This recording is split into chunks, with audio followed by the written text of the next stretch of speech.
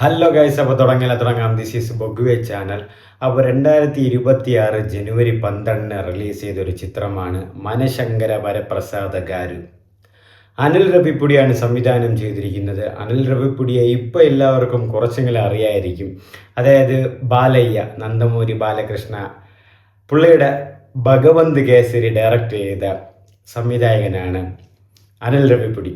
അപ്പോൾ പുള്ളിയുടെ സിനിമയാണ് ഈ ഭഗവന്ത് കേസരി. അപ്പോൾ സിനിമയുടെ റീമേക്കും കാര്യങ്ങളും അവിടുത്തെ സീൻസും കാര്യങ്ങളൊക്കെ ഉണ്ടെന്നാണ് ജനനായകനിൽ. അപ്പോൾ നിങ്ങൾ ട്രെയിലറും കാര്യങ്ങളിലും കണ്ടു കാണും. അപ്പോൾ ഈ സിനിമയിൽ ചിരഞ്ജീവി, വിക്ടറി വെങ്കടേഷ്, നയൻതാര, പിന്നെ കുറച്ച് സീനിൽ ഹരീഷ് പേരയുടെ നമ്മളെ മലയാളിയുടെ പുള്ളിക്കാരനും അങ്ങനെയൊക്കെ ഉണ്ട്. അപ്പോൾ ഈ സിനിമ ഒരു ടിപ്പിക്കൽ തെലുങ്ക് ബോംബാണ്. അതായത് തെലുങ്കന്മാർക്ക് ഇത് സൂപ്പർ പടമായിരിക്കും, അവർക്ക് ഇഷ്ടപ്പെടും, അത് അവർക്ക് കണക്റ്റ് ആവുന്ന സീൻസും കാര്യങ്ങളൊക്കെ ഉള്ളൂ. പക്ഷെ നമ്മൾ കാണുമ്പം അതൊരു റോസ്റ്റ് ചെയ്യാനുള്ളൊരു പടമായിട്ട് മാറും. എനിക്ക് തോന്നുന്നു ഫ്യൂച്ചറിൽ നല്ല രീതിക്ക് റോസ്റ്റും കാര്യങ്ങളും വരാനുള്ള സാധ്യതയൊക്കെ ഉണ്ട്. അപ്പോൾ അനിൽ രവിപ്പേടിയുടെ മേക്കിങ്ങും കാര്യങ്ങളൊക്കെ നന്നായിട്ടുണ്ട്. കാരണം പുള്ളി നല്ലൊരു മേക്കറാണ്. അപ്പോൾ ഇതല്ലാതെ പുള്ളി ഇതിനു മുമ്പും ഇതുപോലെ കുറേ സിനിമകൾ, അതായത് നല്ലൊരു എന്താ പറയുക, രാം ചരനുള്ള സിനിമകൾ, മഹേഷ് ബാബുള്ള സിനിമകളൊക്കെ പുള്ളി ചെയ്തിട്ടുണ്ട്. അപ്പോൾ നല്ലൊരു മേക്കറാണ്. അപ്പോൾ ആ ഒരു മേക്കിംഗ് ഈ സിനിമയിലും കാണാൻ കഴിഞ്ഞിട്ടുണ്ട്. അപ്പോൾ അതായത് നിങ്ങൾ ഭഗവന്ത് കേസരിയൊക്കെ കണ്ടവരാണെങ്കിൽ അറിയാം അനിൽ രവിപ്പുടി എന്തുമാത്രമായിട്ട് സൂപ്പറായിട്ട് മേക്കിംഗ് കാര്യങ്ങളൊക്കെ ചെയ്യുന്നു. അപ്പോൾ പുള്ളിയുടെ ഡയറക്ഷൻ അപ്പാർട്ട് അത് തന്നെയാണ്. അപ്പോൾ സംക്രാന്തി റിലീസാണ്. അതായത് തെലുങ്കിൽ അവർക്ക് എന്തോ ഉള്ളൊരു പരിപാടിയും കാര്യം, ഇപ്പോൾ പൊങ്കൽ, ഓണം, അതുപോലത്തെ അവിടെ ഉള്ളവർക്ക് ഒരു പരിപാടിയാണ് സംക്രാന്തി. അപ്പോൾ പുള്ളി അനിൽ രവിപ്പുടിയുടെ സിനിമകളൊക്കെ സംക്രാന്തിക്കാണ് റിലീസ് ചെയ്യുന്നത്. പുള്ളി ഒരു സംക്രാന്തി ആളാണ്. അപ്പോൾ ആ ടൈമിൽ അവിടുത്തെ ഒരു ഫാമിലി ഓഡിയൻസിനെ പിടിക്കാൻ വേണ്ടിയിട്ടുള്ള ഒരു ടിപ്പിക്കൽ മൂവ് തന്നെ ആയിരിക്കും അത്. അപ്പോൾ ഇതൊരു കോമഡി എൻ്റർടൈനർ ടൈപ്പിലാണ് വരുന്നത്. ഏകദേശം നമ്മളേത് അതിൻ്റെ കുറച്ച് സീൻസും കാര്യങ്ങളൊക്കെ വരുമ്പോൾ വിശ്വാസം, തലാജിത്തിൻ്റെ വിശ്വാസം. പക്ഷെ ഞാൻ ഇപ്പോഴാണ് അത് അറിയുന്നത്, തലാജിത്തിൻ്റെ വിശ്വാസവും ഏതോ പടത്തിൻ്റെ ഏതോ റീമേക്കും കാര്യങ്ങളാക്കിയിട്ട് എന്തോ, അതായത് ഏതോ ഒരു കഥയുമായിട്ട് എന്തോ ഒരു ബന്ധമൊക്കെ ഉണ്ടെന്നൊക്കെ. അപ്പോൾ അങ്ങനെ ഒരു കുറച്ച് സീൻസും കാര്യങ്ങളൊക്കെ ഈ സിനിമയിൽ വരും. ഞാൻ പറഞ്ഞില്ലേ, തെലുങ്കന്മാർക്ക് ഇത് കണക്റ്റ് ആയിരിക്കും, അവർക്കൊരു ഹാപ്പി എൻഡിങ് ഉള്ള സിനിമയായിരിക്കും. പക്ഷെ നമുക്ക് തീർച്ചയായിട്ടും അത് റോസ്റ്റ് ചെയ്യേണ്ട ഒരു പടം തന്നെ ആയിരിക്കും.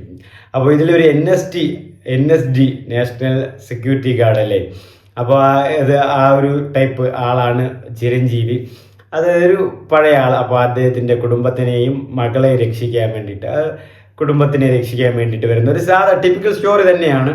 ആ ഒരു വില്ലൻ്റെ അടുത്ത് നിന്ന് അവരെ രക്ഷിക്കാൻ വേണ്ടിയിട്ട് പാവപ്പെട്ടവനെ പോലെ നടക്കുന്നു, വീട്ടിലേക്ക് വരുന്നു, തുണി കഴുകുന്നു, പാത്രം കഴുകുന്നു, പാവപ്പെട്ട ആളെ പോലെ അവിടെ ജീവിക്കുന്നു. അതായത് വില്ലൻ്റെ അടുത്ത് നിന്ന് കുടുംബത്തിനെ രക്ഷിക്കാൻ വേണ്ടിയിട്ട് പഴയ NSD ഓഫീസർ. അങ്ങനത്തെ ഒരു സിറ്റുവേഷൻ, ടിപ്പിക്കൽ സ്റ്റോറി തന്നെയാണ് സിനിമയിലുള്ളത്. പ്രത്യേകിച്ച് വലിയ കാര്യങ്ങളൊന്നുമില്ലായിരുന്നു. പിന്നെ ഇതിൽ മ്യൂസിക് എനിക്ക് എടുത്തു പറയാനുണ്ടായിരുന്നു. മ്യൂസിക് നല്ലതായിരുന്നു. ഭീം സെസിറോളിയോ എന്നാണ് പുള്ളിയുടെ പേര്. അപ്പോൾ പുള്ളി ഇപ്പം വരുന്ന തെലുങ്ക് സിനിമയിലൊക്കെ ഒരുപാട് മ്യൂസിക് ഒക്കെ പുള്ളി ചെയ്യുന്നുണ്ട്. അതായത് ഈ മാസ് ജതറ രവി തേജയുടെ സിനിമയിലൊക്കെ മ്യൂസിക് ചെയ്ത പുള്ളിയാണ്. കുറേ പടത്തിൽ ചെയ്തിട്ടുണ്ടായിരുന്നു. ആൻഡ് ഈ പടത്തിൽ ഇപ്പം ചിരഞ്ജീവിയുടെ ഈ പടത്തിൽ പുള്ളിയുടെ ആ മ്യൂസിക്, അതായത് ചിരഞ്ജീവി വരുമ്പോഴും വിഘ്നേഷ് വരുമ്പോഴും നയൻതാര വരുമ്പോഴും ഇവരെല്ലാം വരുമ്പോൾ ഒരു നല്ലൊരു മ്യൂസിക്, അതൊരു ഭാന്ന് പൊട്ടിച്ചിടുന്നുണ്ടായിരുന്നു. ഒരു നല്ലൊരു ആ ഒരു കിടിലം ബീജിയമും കാര്യങ്ങളൊക്കെ ഉണ്ടായിരുന്നു. ആ പാട്ടുകളും കൊള്ളായിരുന്നു. ഹൗക്ക് സ്റ്റെപ്പ് പാട്ടും, പിന്നെ അതുപോലത്തെ എന്താ പറയുക, വിക്ടറി വെങ്കടേഷും ചിരഞ്ജീവിയും ചേർന്നുള്ളൊരു പാട്ട്, ഡാൻസ്, അത് പാട്ട്, അങ്ങനെയുള്ള പിന്നെ 1-2 പാട്ടുകളൊക്കെ ബോറായിരുന്നു. പക്ഷെ എന്നിരുന്നാലും മാക്സിമം പാട്ടുകളൊക്കെ നന്നായിട്ടുണ്ടായിരുന്നു. ആ മ്യൂസിക്കൊക്കെ അടിച്ച് പൊട്ടിച്ചിട്ടുണ്ടായിരുന്നു. നല്ലൊരു മ്യൂസിക്കും കാര്യങ്ങളായിരുന്നു. പിന്നെ ഇടയ്ക്ക് 1-2 കോമഡിയൊക്കെ ഉണ്ട്. ഈ ബോൾ വന്ന് തലയിൽ വീഴുമ്പം പഴയ മറ്റേ ഇങ്ങനെ കറങ്ങി വീഴുക, അങ്ങനത്തെ കുറച്ച് ടിപ്പിക്കൽ സാധനങ്ങളും കാര്യങ്ങളൊക്കെ ഉണ്ട്. സത്യം പറഞ്ഞാൽ എനിക്ക് ബോറടിച്ച് സിനിമ കണ്ടപ്പം. പക്ഷേ ഞാൻ പറഞ്ഞില്ല, തെലുങ്ക് ഓഡിയൻസിന് വേണ്ടിയിട്ട് മാത്രം, കാരണം ഇതൊരു പാൻ ഇന്ത്യ പടം കൂടെ അല്ല. എനിക്കൊരു ഡബ് ഇല്ലായിരുന്നു. തെലുങ്കിൽ മാത്രം അങ്ങനെ സിനിമ ഉള്ളൂ, കാരണം അധികമൊന്നും ഇല്ലായിരുന്നു. പിന്നെ സബ് ടൈറ്റിലും കാര്യങ്ങളൊക്കെ വെച്ച് എങ്ങനെയെങ്കിലും അഡ്ജസ്റ്റ് ചെയ്യാനൊക്കെ നിങ്ങൾക്ക് പറ്റും. അപ്പോൾ അത്രയ്ക്കും ആയിരുന്നു സിനിമ. അപ്പം പ്രത്യേകിച്ച് പറയാനും കാര്യങ്ങളൊന്നും ഇല്ലായിരുന്നു. ചിരഞ്ജീവി എന്താ പറയുക, പുള്ളി ഇപ്പോൾ ഒരു നല്ല ഏജ്ഡ് ആയിട്ടുള്ള ഒരു ആക്ടറാണ്. എന്നാലും പുള്ളിക്ക് ഇപ്പോഴും ഫ്ലാഷ് ബാക്ക് സീനുകളും കാര്യങ്ങളും കൊടുക്കുന്നുണ്ട്.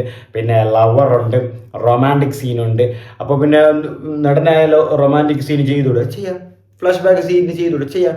നിങ്ങൾ എന്ത് വേണേ ആയിക്കോ, എന്ത് വേണമെന്ന് ആയിക്കോളുന്ന മൈൻഡ് സെറ്റാണ്. പിന്നെ നയൻതാരയ്ക്കും ആ ഒരു എന്താ പറയുക വരുമ്പോൾ ആ ഒരു ബോൾഡ് അല്ലെങ്കിൽ ആ ഒരു സ്ക്രീൻ പ്രസൻസും കാര്യങ്ങളും ഉള്ളതാണ്.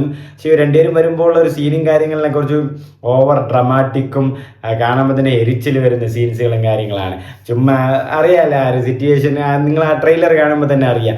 കുറച്ച് വളിച്ച കോമഡികളും കുറച്ച് വളിച്ച ഇങ്ങനെ പോക്കുകളും കാര്യങ്ങളൊക്കെ ആയിട്ട് കുറച്ച് കാര്യങ്ങൾ. ഇതിൻ്റെ ഇടയിൽ വിക്ടറി വെങ്കടേഷ് വരുന്നുണ്ട്. പുള്ളിയും അതായത് കഴിഞ്ഞ സംക്രാന്തിക്ക് ഇതുപോലെ സംക്രാന്തി വസ്തുന്നാവാന്നൊരു പടം എന്തോ അനിൽ രവിപുടി തന്നെയാണ് സംവിധാനം ചെയ്ത വിക്ടറി വെങ്കടേഷ് വെച്ച് ആ സിനിമയിൽ എനിക്ക് തോന്നുന്നു ഈ മീനാക്ഷി ചൗധരിയും പിന്നെ ആ നടിയുടെ പേര് എനിക്ക് വിട്ടുപോയി, ഖന സിനിമയിലെ നടിയുടെ അവളുടെ പേര് എനിക്ക് ഓർമ്മ, ഐശ്വര്യ രാജേഷ് ആ പുള്ളിക്കാരിയുള്ള രണ്ടുപേരുമുള്ള ഒരു സിനിമയും കൂടെയാണ്. അപ്പോൾ ആ ഒരു സിനിമ അവിടെ എല്ലാവരും ഹിറ്റാണ്. പക്ഷെ ഇവിടെ എങ്ങനെയാണെന്ന് അറിയില്ല, ഇവിടെ ആരും കണ്ടും കാണില്ല, ഞാനും കണ്ടിട്ടില്ല. അപ്പോൾ ഈ പുള്ളി ഞാൻ പറഞ്ഞു അനിൽ രവിപുടി ഒരു സംക്രാന്തി റിലീസിന് വേണ്ടി ചെയ്യുന്ന ഒരാൾ കൂടെയാണ്. അപ്പം ലാസ്റ്റ് ഇവർ രണ്ടുപേരും ചേർന്നുള്ള കുറച്ച് സീൻസും കാര്യങ്ങളും ഉണ്ട്. അതായത് വിക്ടറിയ വെങ്കടേഷും ചിരഞ്ജീവി തമ്മിലുള്ള കുറച്ച് മാറി മാറി പൊക്കിയടിക്കുന്നത്, ബോസ് ലീഡർ എന്നൊക്കെ പറയുന്നത്, പിന്നെ അവർ തമ്മിലുള്ള കുറച്ച് കൊണച്ച കോമഡികളും കാര്യങ്ങളൊക്കെ ഉണ്ട്. ബട്ട് ഇത് എനിക്കൊരു തെലുങ്ക് ആൾക്കാർക്ക് അതായത് അവർ ക്യാരക്ടറല്ല അല്ലെങ്കിൽ സ്റ്റോറി അല്ല നോക്കുന്നത്, അവർക്ക് അവരെ കണ്ടാൽ മതി എന്നായിരിക്കും എന്ന സെറ്റപ്പായിരിക്കും. കാരണം അവരെന്ത് കാണിച്ചാലും ഓക്കെയാണ്. അല്ലെങ്കിൽ അവർക്ക് കാരണം ചിലപ്പോൾ ഓരോ ഓഡിയൻസിൻ്റെ പൾസ് ആയിരിക്കുമല്ലോ, അവർക്ക് അവരുടെ ആ ഒരു ആക്ടേഴ്സിനെ കാണുമ്പോൾ അവർക്ക് ഒരു ഹരം അല്ലെങ്കിൽ ഇൻട്രസ്റ്റും കാര്യങ്ങളൊക്കെ ആയിരിക്കും. അതുകൊണ്ടായിരിക്കും ഞാൻ കണ്ടപ്പോൾ എനിക്കിത് ടു ബി ഓണസ്റ്റ് ഇപ്പോൾ പറഞ്ഞ പോലെ റോസ്റ്റ് ചെയ്യാനും അല്ലെങ്കിൽ എന്തോന്നറെ കാണിച്ചു വെച്ചിരിക്കുന്ന ഒരു സീനൊക്കെയാണ് എനിക്ക് തോന്നിയത്. പിന്നെ ഇതിൻ്റെ ഇടയിൽ ഒരു വില്ലൻ എന്ന് പറഞ്ഞൊരു കോമഡി പീസ് വരുന്നത്, പേരും പറഞ്ഞു സച്ചിൻ അങ്ങനെ എന്തോ പുള്ളിയുടെ യഥാർത്ഥ പേര് വിട്ടുപോയി. അപ്പോൾ പുള്ളി വരുന്നുണ്ട്. അതിൻ്റെ ഇടയിൽ മൊത്തത്തിലൊരു എന്താ പറയുക, ഇത് തന്നെ ഒരു വലിയ ആൾ തൻ്റെ കുടുംബത്തിനെ ഒളിച്ചിരുന്ന് രക്ഷിക്കാൻ വേണ്ടി വരുന്ന പോലത്തെ ഒരു ടിപ്പിക്കൽ പടം. ഇതുമായിട്ട് ബന്ധപ്പെട്ട് കുറച്ച് കോമഡികളും കാര്യങ്ങളും പിന്നെ കുറച്ച് പാട്ടുകളും പരിപാടികളും മൊത്തം ഒരു ഫാമിലി കോമഡി എൻ്റർടൈനർ. ആ സംക്രാന്തി റിലീസിന് തെലുങ്ക് ഓഡിയൻസിന് വേണ്ടിയിട്ട് റിലീസ് ചെയ്തൊരു പടം. എനിക്ക് തോന്നുന്നു അവിടെ ഹിറ്റാവും തോന്നുന്നു, അതിൽ വേറെ സംശയമൊന്നുമില്ല. അതിന് ചിരഞ്ജീവിക്ക് അതുപോലെ നല്ലൊരു ഫാൻ ബേസ് കൂടെ ഉണ്ട്. പുള്ളിക്ക് ഇത്ര വയസ്സായിട്ടും പുള്ളിയുടെ ഒരു നല്ലൊരു ഫാൻ ബേസും കാര്യങ്ങളും ഇപ്പോഴും അവിടെ ഉണ്ട് എന്നതാണ് സത്യം. കാരണം അത് ഒരു പാട്ട് അല്ലെങ്കിൽ ഒരു പടം, നല്ല പടങ്ങളോ അല്ലെങ്കിൽ ഒരു നല്ല പാട്ട് വരുമ്പോൾ ഇപ്പോഴും എല്ലാവരും അവിടെ കൊണ്ടാടുന്നുണ്ട്. കാരണം ഒരു പ്രൈം നടനാണ്, എല്ലാവർക്കും ഇഷ്ടമുള്ള ഒരു ലെജൻഡ് നടനാണ്. അതുകൊണ്ട് എല്ലാവർക്കും നല്ലപോലെ താല്പര്യമുണ്ട് തെലങ്കാനയിൽ. അപ്പോൾ അതുകൊണ്ട് പുള്ളിയുടെ ഒരു നല്ല സാധനങ്ങളൊക്കെ വന്നാൽ പെട്ടെന്ന് റീച്ചാവും, പെട്ടെന്ന് കെയറുകയും ചെയ്യും. അപ്പോൾ മൊത്തത്തിൽ എനിക്കൊരു ദുഷ്ട ഫീലാണ് അടിച്ചത്. കാരണം ഞാൻ പറഞ്ഞില്ലേ തെലുങ്കുകാർക്ക് വേണ്ടിയിട്ട് മാത്രമുള്ള ഒരു സിനിമയാണ് ഇത്. അവർക്കിത് ഓക്കെ ആവും, നമുക്ക് പിന്നെ എപ്പോഴും ഈ കേരളത്തിന് പുറത്തുള്ളവർക്ക് കേരളത്തിൽ വരുമ്പോൾ ഫസ്റ്റ് വരുന്ന സ്ഥലം ആലപ്പുഴയാണ്. അവിടെ ഉള്ള ഒരു പാട്ട്, അവിടെ കുറിച്ചുള്ള ഒരു സംസാരം, ആലപ്പുഴ മറ്റേ തോണിയിൽ കൂടെ ബോട്ടിൽ കൂടെ പോകണതിനെ കുറിച്ച്. കാരണം ഇവിടെ നിന്ന് പുറത്തൊരു ആലപ്പുഴയിൽ പോയാലോ, ആലപ്പുഴയാണ് കേരളത്തിൽ നിന്ന് പുറത്തുള്ളവർ സംസാരിക്കുക. കാരണം ഈ ബോട്ടിങ്ങും കാര്യങ്ങളൊക്കെ ആയിട്ട് അപ്പം അങ്ങനെ കുറച്ച് ക്ലീഷേ സീൻസുകൾ, പിന്നെ തമ്മിൽ കുറേ ക്ലീഷേ സീൻസുകളൊക്കെ ഉണ്ട്. അതിൽ പറയാനായിട്ടൊന്നുമില്ല, നിങ്ങൾ ട്രെയിലറിൽ കണ്ടത് തന്നെയാണ്. പിന്നെ അവിടത്തുള്ള ബഹിരാകാശ ഫൈറ്റുകൾ, ഒട്ടപ്പെട്ട വെടികൾ, ആക്ഷൻസ് സീക്വൻസ് എല്ലാം പറന്നു പോകുന്നത്, വലിഞ്ഞു പോകുന്നത്, അങ്ങനത്തെ കുറച്ച് കാര്യങ്ങളും ഫൈറ്റും സീക്വൻസും കാര്യങ്ങളൊക്കെ ഉണ്ട്. മൊത്തത്തിൽ ഒരു രണ്ട് ഗാരുക്കൾ, അതായത് വെങ്കടേഷിൻ്റെയും ചിരഞ്ജീവിയുടെയും എന്താ പറയുക ഒരു അപരാധങ്ങൾ അല്ലെങ്കിൽ കോമാളിത്തരങ്ങളാണ് ഈ സിനിമയിൽ. ബട്ട് എനിക്ക് തോന്നുന്നു തെലുങ്ക് ഓഡിയൻസിന് എനിക്കൊന്ന് കണക്റ്റ് ആവുന്നു തോന്നുന്നു. കാരണം കുറച്ച് പേരൊക്കെ ചിരിക്കുന്നുണ്ടായിരുന്നു. ഇവരൊക്കെ ഇനി തെലുങ്ക് ആൾക്കാരാണോ എന്ന് എനിക്കറിയില്ല, അവർക്ക് ചിലപ്പോൾ കണക്റ്റ് ആയിക്കൊണ്ടത് ആയിരിക്കാം. അപ്പോൾ അതാണ് ഗൈസ് മനശങ്കര വരപ്രസാദ ഗാരു. അപ്പോൾ നിങ്ങൾ ഇനിയും എൻ്റെ ചാനൽ സബ്സ്ക്രൈബ് ചെയ്തില്ല, മറക്കാതെ സബ്സ്ക്രൈബ് ചെയ്തേക്ക്. പുതിയ റിവ്യൂ മൂവി അപ്ഡേറ്റ്സും കാര്യങ്ങളൊക്കെ ആയിട്ട് വരാം ഗൈസ്. അപ്പോൾ like, comment, share, subscribe, hype ഏറ്റിക്കോ. ബൈ.